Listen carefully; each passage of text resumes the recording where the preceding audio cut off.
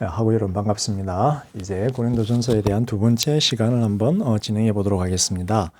두 번째 시간은 우상에게 드려진 음식을 먹는 문제, 우상에게 드려진 음식을 먹는 문제에 대한 것입니다.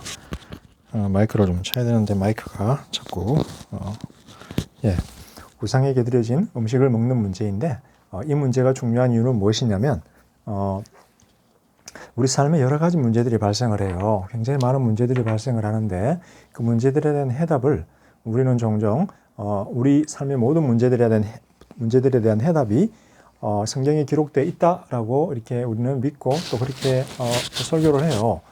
그렇지만 사실은 많은 문제들이 성경에 그렇게 기록되어져 있는 문제들이 아니에요. 다시 말하면 성경 안에는 우리가 찾고 있는 모든 삶의 문제들에 대한 해답들이 즉각적으로 활용 가능하도록 제시가 되어 있지 않아요. 예를 들면 유전자 복제의 문제 어떻게 할 것인가, 혹은 뭐 AI 개발에 대해서 기독교인은 어떻게 자세를 취할 것인가, 문제가 답이 나와 있지 않아요. 그리고 코로나가 왔을 때 예배를 교회에서 드려야 되나 인터넷으로 드려야 되나 어떻게 해야 되나, 거기에 대한 답이 성경에는 발견되어 있지 않아요. 그래서 성경 안에는 우리 삶에 대한 모든 문제의 답이 있습니다 라고 목사님들이 설교할 때, 그리고 그 설교를 들을 때 우리는 조금 당황하게 돼요. 왜냐하면 우리가 말할 때 성경 안에 모든 답이 있습니다 라고 말할 때 사실은 우리는 성경을 풀어서 해석해서 설명해서 성경에 대한 해석을 근거로 우리 인생의 문제들에 대한 답을 찾고 그 문제들에 대해서 하나님께서 답을 제공하고 계신다라고 이렇게 믿는 거예요. 즉각적으로 모든 문제들에 대한 해답이 그 안에 들어있지가 않아요. 성경은 우리에게 판단할 수 있는 근거를 제시를 해요. 다시 말하면 성경은 우리에게 하나님의 감추어진 뜻, 숨겨진 뜻에 대한 원칙을 제공을 해요. 하나님이 어떤 분이시고, 하나님의 본성이 어떻고, 하나님은 무엇을 원하시고, 어떤 것들을 보기를 원하시고, 어떤 기본적인 원칙을 제공하고, 그 다음에 성경은 우리에게 예수님께서 가르치셨던 특별한 문제들에 대한 특별한 가르침들을 제시를 해요. 그리고 복음서에서는 그 예수님의 가르침을 근거로 또 성령의 감동을 따라서 삶의 여러 가지 목회적인 문제들을 해결해 나갔던, 영감받았던 사도들의 편지가 그 안에 기록이 되어 있어요. 그래서 우리는 성경 안에 하나님의 뜻에 대한 계시와 예수님과 사도들에 대한 가르침이 담겨 있는데, 이 가르침과 이 계시가 1세기에 예수님의 제자들, 초대교회 성도들에게 그들의 교회의 유지에 필요한 만큼만 계시가 되어 있어요. 다시 말하면 21세기를 살아가는 우리들에게는 이 안에 이 성경을 우리에게 특별하게 적용을 해야 되고, 이 성경에 있지 아니하는 우리의 다양한 문제들에 대해서 하나님의 어떤 원칙과 답을 찾기 위해서는, 혹은 하나님이 원하는 방식으로의, 성령이 원하는 방식으로의 삶을 살아가기 위해서는 이 성경에 담겨진 원칙들, 삶의 원칙들을 풀어서 해석해서 적용해야 된다는 거예요, 우리 삶에. 그래서 교단이 많고 많이 갈라지고, 그다음 사람들마다 다 동일한 성경을 보면서도 그 해석하는 방법이 다르기 때문에 문제를 푸는 방법이 다르고 생각하는 해석의 차이가 나오는 거예요. 왜? 기본적으로 우리가 성경 안에 답이 있다라고 믿으면서 성경을 통해서 살아갈 때 해석을 하면서 그 해석을 근거로 살아가기 때문이에요. 제 강의실 제가 9층에 있는데 종합정보관, 어떤 교수님은 저한테 그렇게 이야기를 해요. 자기는 여태까지 예배를 안 드려본 적이 없습니다 그래요. 그래서 코로나의 위협 속에서도 일부 예배 때 목사님들하고 장로님들하고 일부 예배 드릴 때 자기는 7시에 참석하고 학교를 왔대요. 시간이 남아서. 자기는 항상 예배는 교회당에서 드려야 된다 이렇게 믿고 있어요. 근데 반면에 이제 저 같은 경우는 조금 더 이제 좀 유연한 사고를 가지고 있어서 예배라고 하는 건 신령과 진정으로 하나님을 예배하는 것이기 때문에 우리가 또 교회라고 하는 것이 교회당이 아니라 우주적인 그리스도의 몸의 실체이기 때문에 상황에 따라서 또 여러 가지 상황을 고려했을 때 혼자서라도 인터넷을 통해서 예배를 드릴 수도 있다라고 저는 그렇게 생각을 해요. 누가 옳고 누가 그런 것인가? 누가 옳고 누가 그런가? 어떤 문제들에 대해서는 성경이 분명한 답을 제시를 해요. 예를 들어서 살인하지 말라, 간음하지 말라, 도적질하지 말라. 성경에 분명하게 기록이 되어 있기 때문에 그러한 문제들은 해석의 문제가 아니라 순종과 불순종의 문제가 되는 거예요. 도적질 했어? 나쁜 거예요. 도적질을 해도 될까 안 해도 될까 고민할 필요가 없는 거예요. 성경이 하지 말라라고 나와 있는 거예요. 근데 어떤 문제들은 좀 이렇게 뭐랄까 회색 지대에 놓여 있을 때가 많아요. 인생을 저도 20대 때 제가 성경 공부를 가르치고 리더일 때는 인생이 블랙과 화이트, 분명하게 선과 악으로 나누어진다라고 그렇게 믿었어요. 그래서 분명한 선이 존재하고 분명한 악이 존재하고 모든 것이 선명하고 성경을 통해서 성령의 감동을 통해서 우리가 분명하게 이해할 수 있다라고 그렇게 저도 20대 때는 믿었어요. 근데 인생을 살다 보니까 블랙과 화이트 속에 그레이, 회색 지대가 존재하는데 사실은 인생에 굉장히 많은 문제들이 회색 지대 안에 존재한다라고 하는 것을 제가 깨닫게 되었어요. 저는 개인적으로. 그리고 제 주변의 대화를 통해서 보니까 많은 사람들이 인생을 살아갈수록 더 이 회색 지대에 대해서 마음이 열려 있는 걸 보게 돼요. 그래서 우리는 이 회색 지대 존재 자체를 인정하지 않고 블랙과 화이트로 보는 사람들을 좀 보수 꼴통이라고 부를 때가 있어요. 우리 목사님들이나 교수님들이 설교할 때 강의할 때 블랙, 화이트, 흑, 백 논리로 모든 것을 선명하게 칼로 자르듯이 이렇게 두부 자르듯이 잘라버리면 여러분들은 좀 답답하네 라고 느낄 수도 있어요. 물론 하나님의 어떤 원칙, 하나님의 본성은 분명해요. 하나님은 선한 것을 요구하시고 사랑을 요구하시기 때문이에요. 그러나 우리들의 삶의 실제 영역에서는 이 하나님의 원칙을 적용할 때 때로는 해석이 필요하고 때로는 분명하지 않는 것처럼 보일 때가 있다는 거예요. 그 중에 하나가 오늘 우리가 논의해볼 우상 숭배에 들어졌던 재물의 문제예요. 고린도전서 8장인데 고린도전서 8장 1절에서 13절까지를 여러분들이 이 비디오를 듣기 전에 먼저 한번 간단하게 한번 읽어 오세요. 먼저 한번 간단하게 비디오를 잠깐 멈추고 고린도전서 8장 1절에서 13절을 한번 읽어 보세요. 자, 읽었나요? 고린도전서 8장에서 문제가 되고 있는 것은 그리스도인의 자유예요. 그리스도인의 자유. 어디까지 그리스도인이 자유할 수 있는가? 우리 그리스도인은 바울의 관점에서 우리 그리스도인은 죄 아래에서 노예로 살고 있다가 하나님의 은혜로 자유롭게 된 자들이에요. 그래서 우리는 자유로운 자들이고 우리를 얽어매는 모든 옛 세력, 습성, 악한 세력으로부터 자유로워진 자들이에요. 자, 그런데 이 자유가 얼마만큼의 자유를 우리가 소유할 수 있는가라고 하는 질문이 들어가요. 당시에 고린도 교회에서는 어떤 문제가 있었냐면 우상에게 제사로 드려진 제물, 즉 고기를 먹어도 되느냐, 먹지 말아야 되느냐라는 문제가 있었어요. 여러분 어떻게 생각해요? 여러분 이제 초파일이 5월 30일로 우리 지금 각원사 초파일이 지금 미뤄져 가지고 5월 30일 날 각원사에서 산디에 각원사에서 초파일 대신으로 어떤 그런 잔치를 해요. 설법도 전하고 그다음에 가요제도 하고 낮에는 큰 솥에다가 비빔밥을 이렇게 야채 산나물 비빔밥을 해가지고 큰 사랑 비빔밥 축제 이런 것도 해요. 여러분 각원사 가가지고 산나물 비빔밥 드실 수 있으세요? 없으세요? 각원사 가가지고 산나물 비빔밥 드실 수 있으세요? 없으세요? 어떤 사람들은 그 우상숭배인데 하나님이 존재하시지 않는 것이고 불교 가르침하는 그 스님들이 만든 밥을 어떻게 먹어요? 부정해요. 내가 병 걸릴 것 같아요. 하나님 싫어하실 것 같아요. 이렇게 대답하시는 분이 있을 거예요. 또 어떤 분은 이렇게 뭔 상관이에요. 나물이고 밥인데 스님이 비볐든 공자님이 비볐든 예수님이 비볐든 다 같은 밥이고 특별히 하나님이 창조하신 이 땅에서 나온 비빔밥이고 나물인데 그러면 먹으면 어때요? 내가 불교 참여하는 것도 아니고 그냥 산에 가다 등산하다가 한번 먹으면 되지요. 그럼 절에서 주는 밥이라고 못 먹나요? 이렇게 말하시는 분도 있을 것 같아요. 자, 과거에 1세기에 고린도에서 혹은 고린도뿐만 아니라 빌립보나 그리스나 아테네나 로마에서 여러분들이 스테이크를 먹고 싶어요. 혹은 삼겹살을 먹고 싶어요. 그러면 어떻게 해야 될까요?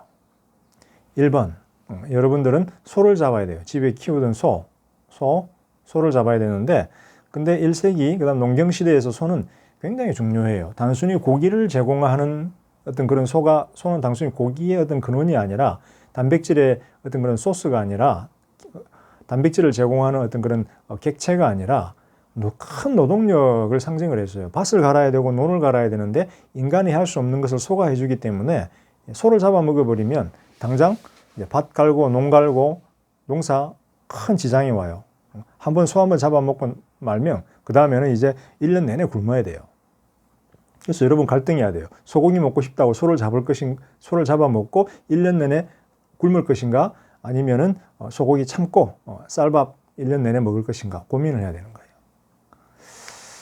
그 다음에 또 이제 지금처럼 냉동 시스템이 냉장고가 잘 돼 있어서 소 한 마리 딱 잡아서 오늘 요만큼 먹고 이어놨다가 냉동시켜놨다가 조금씩 먹어서 1년 내내 고기 먹고 뭐 이런 시스템이 아니에요. 지중해의 날씨, 그죠? 여러분 더워요. 굉장히 덥기 때문에 조금 먹고 나면 그 다음에 남아있는 거 부패된단 말이에요. 이거 어떻게 해야 되는가? 그래서 대부분의 사람들은 소고기가 먹고 싶다고 자기 집안에 소를 잡지를 못했어요. 대신 소고기가 먹고 싶으면 방법이 하나가 있었어요. 그거는 뭐냐면 고린도를 포함한 대도시, 지중해의 대도시에는 신전이 있었어요. 제가 아까도 말했지만은 아폴로나 제우스나 혹은 뭐 알테미스나 혹은 뭐 여러 신과 여신들을 섬기는 신전이 있는데 그 신전에서는 아주 빈번하게 신에게 제사를 드리고 축제를 하곤 했어요. 그래서 신에게 제사를 드리고 누군가가 뭐 좋은 일이 있었다거나 혹은 뭐 신에게 기도해야 될 일이 있다거나 혹은 뭐 신의 생일날이나 어떤 축제일이 있다거나 하면 소를 잡고 돼지를 잡고 양을 잡고 그거를 일부분을 태워서 신에게 연기로 올려드리고 나머지 부분을 이제 사람들이 먹는 거예요. 같이 나눠 먹는 거예요. 그래서 여러분들이 고기를 먹는 방법은 소를 잡으면 안 되고 신전에 파티할 때 신에게 드려진 그런 어떤 제사에 참석을 하는 거예요. 참석을 해서 참석 끝난 다음에 고기를 거기서 무료로 주는 고기를 나눠 먹는 거예요.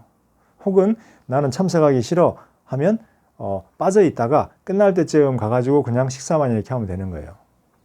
여러분 이제 모르는 사람은 결혼 초대가 왔을 때 여러분 뭐 그렇잖아요. 식권 받고 빨리 밥 먹고 뷔페 먹고 이렇게 오잖아요. 별로 안 친한 사람들은. 그 다음에 두 번째 고기를 먹을 수 있는 방법이 있는데 그거는 뭐냐면 신전에서 제사를 드리고 남는 고기들은 신전 입구에 푸주간이 있었어요. 정육점들이 있는데 그 정육점에서 남은 고기를 팔아요. 소비를 해야 되니까. 그래서 남아있는 고기를 팔면 사람들이 와서 고기를 사가서 필요한 만큼 사가서 먹는 거예요. 그때 소비를 해야 되니까 빨리빨리 팔아야 되겠죠. 그래서 여러분이 1세기 고린도에 살고 있는 크리스찬이다. 그러면 고기를 먹을 수 있는 방법은 세 가지인데 1번 소를 잡는다. 내 소를 잡는다. 혹은 이웃집 소를 잡는다. 이 경우는 굉장히 좀 심각한 문제가 생겨요. 1년 내내 굶어야 돼요. 2번 우상에게 축제에 참석해서 무료로 축제를 참석한 다음에 무료로 고기를 얻어먹는다. 3번 이 경우는 뭐예요? 조금 좀 찔리죠, 그죠? 뭐 고기를 먹는 건 괜찮은데 우상 숭배에 참석한다라는 거는 좀 찔려요. 세 번째는 그 푸주간 푸주간 앞에서 그러니까 신전에서 제사 드리고 남아 있는 고기를 푸주간에서 사서 먹는 거예요. 이 세 번째. 그래서 아마 고린도 교회 성도들이 아무리 이 사람들이 뭐 좀 문제가 있었어도 신전 예배에 참석하고 고기를 먹는 거는 이거는 뭐 하지 않았을 거예요. 뭐 한 사람도 있었겠지만 나는 떳떳해 라면 나는 자유한자니까 그렇게 해도 돼라고 뭐 그럴 수도 있었겠죠. 그럴 수도 있었을 거예요. 근데 이제 좀 더 문제가 됐던 거는 요게 문제가 됐을 가능성이 있죠. 푸주간에서 사 먹는 거예요. 내 돈으로 사 먹지만 결국은 뭐예요? 이 소는 신전에서 우상에게 크리스찬의 관점에서 제우스나 아폴로 신은 우상이니까 존재하지 않는 우상이니까 우상에게 드려진 고기를 먹는 거예요. 어쨌든 간에 이 두 경우는 다 내가 공짜로 먹든 사서 먹든 우상에게 드려진 재물을 먹는다라고 하는 그런 약점이 있는 거예요. 근데 고린도 교회 성도들은 바울이 전한 복음을 믿기 전까지는 굉장히 떳떳하게 자연스럽게 신전에 참석해서 고기들을 먹었어요. 신전에 참석해서 고기 먹고 뭐 예배 드리고 참여하고 뭐 아무런 거리낌이 없었어요. 태어날 때부터 그렇게 살아왔어요. 왜? 자기들은 우상숭배라고 생각하지 않고 문화활동이라고 생각을 했고 종교활동이라고 생각을 했고 경건한 어떤 그런 종교 문화 활동이기 때문에 가족끼리 가서 참석하고 파티하고 고기 먹고 바베큐 먹고 돌아오는 거 뭐 그렇게 생각을 한 거예요. 여러분들이 친구들하고 삼겹살 구워서 먹고 이렇게 하는 것처럼 삼겹살만 구워 먹어야지 거기다가 소주까지 곁들여 먹으면 조금 문제가 될 수가 있어요. 물론 여러분들이 자유하기 때문에 뭐 반주로 조금 먹을 수도 있겠지만 또 그게 문제가 될 수도 있어요. 그죠? 어쨌든 간에 삼겹살 파티 하듯이 이 사람들은 신전에 가가지고 고기를 먹고 그런 분위기 속에서 자라온 거예요. 근데 이제 바울이 전한 복음을 믿고 크리스찬이 되었어요. 이제 이 고기를 먹어야 될 것인가 말아야 될 것인가, 더 이상 신전에서 나오는 이 고기를 먹어야 될 것인가 말아야 될 것인가의 문제에 직면하게 돼요. 어떤 형제들은 이렇게 생각했어요. 나는 자유한 자다. 하나님께서 나를 자유하게 해주시는데 내가 왜 굳이 그런 것들에 얽매여야 돼? 아폴로, 제우스? 나는 이제 더 이상 믿지 않아. 그리고 아폴로나 제우스가 이 땅에 이 세상에 존재한다라고 생각하지 않아. 걔네들은 우상이야. 우상에게 드려진 제물이라고 우상은 존재하지 않아. 왜 이거를 못 먹어? 먹으면 되지. 그리고 이들은 또 신앙이 자신들이 믿음이 좋다고 생각을 했어요. 우상은 존재하지 않고 아폴로나 제우스도 존재하지 않고 이 소를 만드신 분, 풀을 만드신 분, 세상을 만드신 분은 하나님이야. 하나님이 세상을 만들고 참 좋다 이렇게 말씀하셨는데 소도 창조하시고 좋다 하셨는데 하나님이 주신 것, 하나님이 만드신 것을 왜 먹으면 안 돼? 하나님께 감사하고 기도하고 먹으면 되잖아. 굳이 내가 우상숭배에 참여하지 않더라도 아폴로 제우스한테 절하질 필요 없이 그냥 하나님이 주신 거니까, 아폴로 제우스는 존재하지 않는 거니까 하나님이 주신 것 감사하게 먹으면 되지. 믿음이 강한 자들이었어요. 자기들은 믿음이 강한 자들이다 이렇게 주장을 했어요. 근데 어떤 고린도 성도들은 믿음이 양심이 거리끼는 거예요. 이게 자기들이 제사에 참석하지는 않았지만 고기를 먹는데, 사서 먹었든 주워서 먹었든 얻어서 먹었든 고기를 먹는데 이거 제우스에게 제사로 드려진 고기인데, 아폴로에게 드려진 고기인데 내가 이거 먹으면은 좀 부정한 것이 내 마음에 들어가서 내 속에 들어가서 하나님 앞에서 죄되는 게 아닐까? 좀 찝찝한데 하면서 에이 나 그냥 안 먹을래 이렇게 해버린 거예요. 안 먹을래. 이 사람들은 양심이 가책을 받아서 안 먹을래 했기 때문에 믿음이 약한 자라고 불렸어요. 고린도 교회에서. 믿음이 강한 자들이 자기들은 우리는 믿음이 강하고 니네는 믿음이 약해 그러면서 안 먹는 사람들을 믿음이 약한 자다라고 불렀어요. 여러분은 어떻게 하실 것 같아요? 우리 하구들은. 우리 하구 여러분은 우상에게 드려진 고기를 먹으실래요? 안 먹으실래요? 저라면은 먹을 수도 있을 것 같아요. 그럼 우상 존재하지 않는 것이고 하나님이 창조한 것이니까 먹을 수도 있지. 그러면 누가 옳은 거예요? 이렇게 질문을 해봐요. 하나님의 관점에서 봤을 때 이 고기를 먹는 사람이 옳은 거예요? 안 먹는 사람이 옳은 거예요? 여기에 문제가 있는 거예요. 여기에. 자, 바울은 뭐라고 이야기하냐면 믿음이 강한 자들의 그 믿음이 옳다라고, 틀렸다라고 이야기를 하지 않아요. 믿음이 옳다라고 이야기해요. 믿음이 강한 자들이 믿음이 옳다라고 이야기를 하고 믿음이 약한 자들이 믿음이 약하다라고 하는 것을 인정을 해요. 그러니까 신학적인 관점에서 보면 바울은 믿음이 강한 자 편에 동조를 해요. 믿음이 약한 자 편이 아니라 믿음이 강한 자 편에 동조를 해요. 신학적인 관점에서. 근데 바울은 뭐라고 이야기하냐면 나는 고기를 안 먹겠다 해버리는 거예요.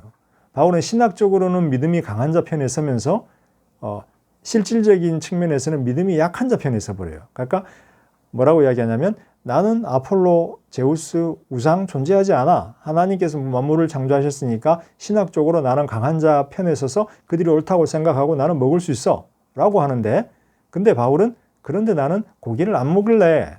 약한 자 편에 서는 거예요. 근데 바울의 동기는 약한 자들하고 달랐어요.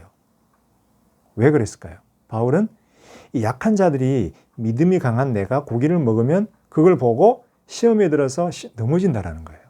약간 바울은 나는 강한 믿음이 있어 내 안에. 고기를 먹어도 되고 우상숭배는 존재하지 않아.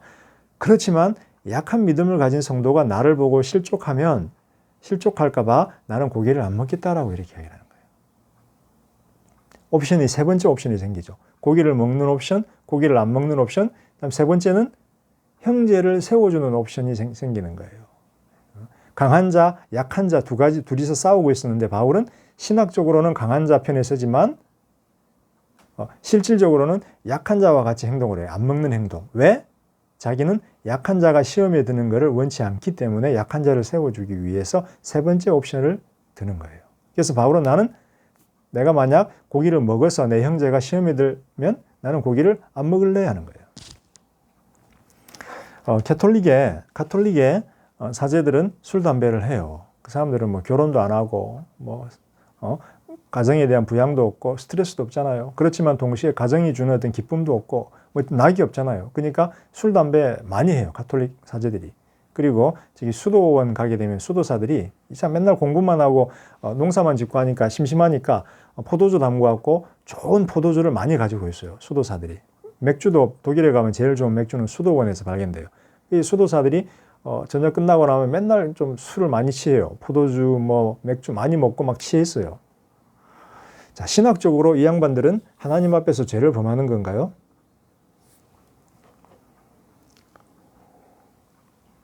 술 먹는 것 자체가 죄는 아니잖아요. 그죠? 술 먹는 것 자체가 죄면은 이 수도사들하고 가톨릭 사제들하고 다 지옥 가야 되잖아요.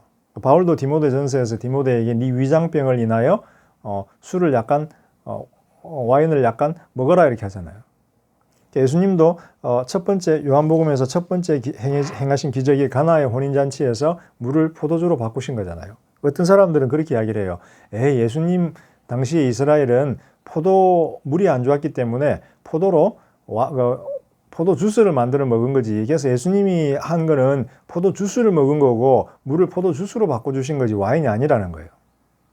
그런데 바리새인들이 예수님하고 제자들을 비난을 했어요. 왜? 너네들은 이렇게 잘 먹고 취하고 파티하고 그러냐. 그러니까 예수님이 신랑이 있는 동안에 파티한다. 좀 이따가 신랑이 없어지면 금식하고 괴로운 시간을 보낸다라고 이야기했어요. 그래서 예수님의 별명이 뭐였냐면 바리새인들이 술을 좋아한다고 술꾼이다라고 이렇게 하면서 예수님을 놀리고 막 그랬었어요. 와인을 조금 드신 거예요. 와인을 조금. 그래서 와인, 뭐 소주, 막걸리, 술, 성직자들이 어떻게 해야 되나? 그 자체가 죄는 아니에요. 그 자체가. 그죠? 그 자체가 죄는 아닌데 그것을 먹고 우리가 실수하는 것을 보았을 때 그것을 보고 많은 사람들이 시험을 당할 수 있는 거예요. 그럴 때 우리는 어떻게 해야 된다? 형제 자매들이 시험 당하지 않도록 내가 그 행위를 안 해야 된다는 거예요. 그죠?